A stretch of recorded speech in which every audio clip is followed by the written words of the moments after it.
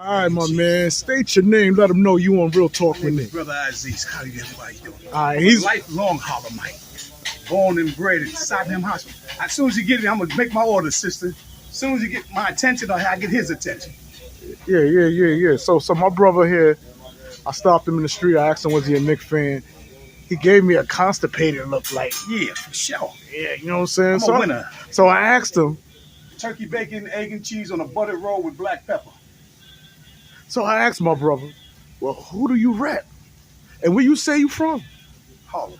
From Harlem. Harlem, New York. Yeah. But yet you root for who? The money color, green and white, Boston Celtics, winners. Now, how did that happen, man? Because when I was a kid, my whole concept of sportsmanship, teamwork, team loyalty was showcased by the Boston Celtics. So everybody, number 10 was Walt Clyde Frazier number, but it was also JoJo White number. And so JoJo White was the epitome for me of a team player, not all that pizzazz and that flashiness. And they won, and they consecutively won over and over and over again. And this Madison Avenue concept where we can just have a team and not bring championships home to the greatest city on the planet makes no sense to me. And I'm not going to be on a sinking ship. Now, that ship has risen. No, it's risen, but we've heard this. It's like, Listen, here's an analogy. You heard of Jalenbrunson, right? Here's an analogy. You ever been to prom and you thinking that you're going to get that prom date?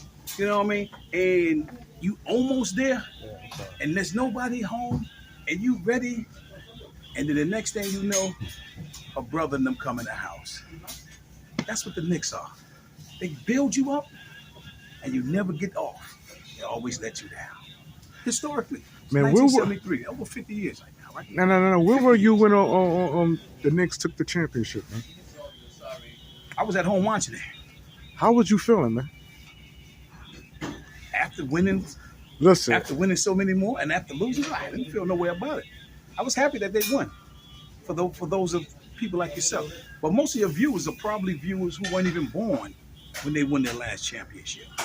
You were supposed to pass the baton, man. You were supposed to pass that. I did. No, you did. And you went all the way. Your mentality went to Boston. Yeah. When you're a Harlemite here in New York.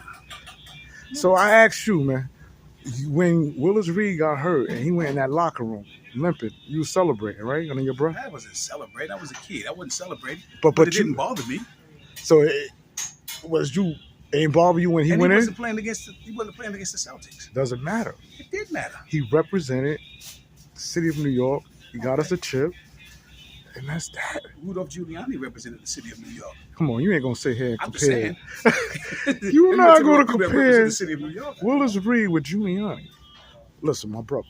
One of the greatest ball players ever played, Willis Reed. Have you heard of the? I know you heard of Jalenbrunson. The ever played was Clyde, number 10. Okay, now we got somebody who's on Clyde's hair. If you keep it up. And then here's another issue I got with New York. Thank you so much. They make the worst trades in the world, going back to Bernard King, right? Going back to when they traded Clyde. But then you had Gulf and Weston, which was their management. And let me just say this for the record too, right? So that you know I'm not a hater. My money spoke. I was a season ticket holder prior to Pat Riley coming there, right? Speaking of Pat Riley, how great was he as a coach in your eyes when he coached the Knicks? He hurt the Knicks. How he hurt the Knicks? Because what he did was left them when he couldn't win. He didn't stay. He understood. Like, listen, these are a bunch of losers. Let me get the hell out of here. And he went down to Miami and won championships. That's what he did. That's what he did. I mean, we can sugarcoat it however you want to sugarcoat it, but the facts of the matter is that's what he did. But again, getting back to, I was a season ticket holder prior to that, and the only thing they did was raise my seats, the price of my seats, $1,500. They changed the decorum in the bathroom, put those little different colors, blue and orange, and they bought the club seats where you can get your food down at your seats. So I'm not the dude that sat at home and rooted. I'm somebody that gave my money as well to the Garden.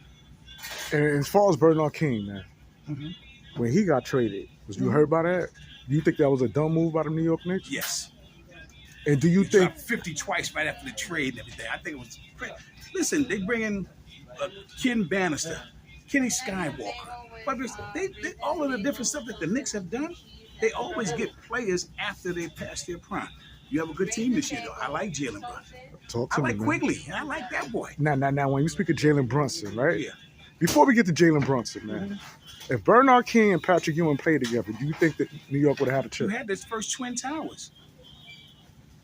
You had the first Twin Towers with Patrick Ewing and Bill Cartwright. And what happened? They traded Bill Cartwright, who, I might add, went and got a ring.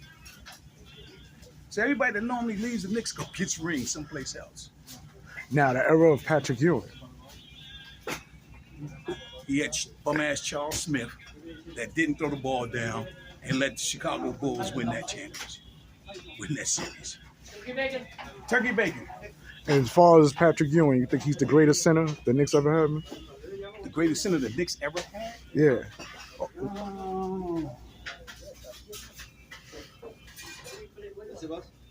No.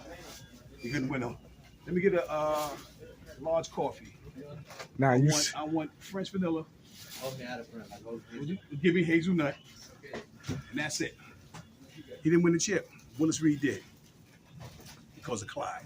That triple-double that he did. People don't, Willis came back out the locker room, shot twice, and went sat back down. Clyde took that. But you acknowledge my man, Jalenbrunson. Bad boy. He's a beast. He's a stud. See him as a superstar? Do I see him as a superstar? He's an all-star. I don't know about superstar. But he's an all-star and he's a stud. Well, let me say this before we log off, man.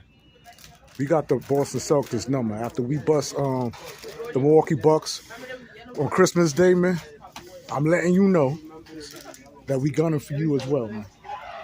Here's gunning what I for wanna your say team. to you. Here's my card. Here's my card. You can't convert me into Come being a see me. Celtics fan, man. Come It's see not me. going to happen, man. Let me get 2 minute peanuts. Come see me, man. You sell Nick attire? That's why you giving me this, man? No, did that look like Nick attire? I mean, I'm asking you, man. I know it's a card, but what you... It's a little Celtic attire if you want. All right, and this interview's over, y'all. I'm going to use this to write somebody's number on the back of it. You on Real Talk with Nick, man, and we out. Peace.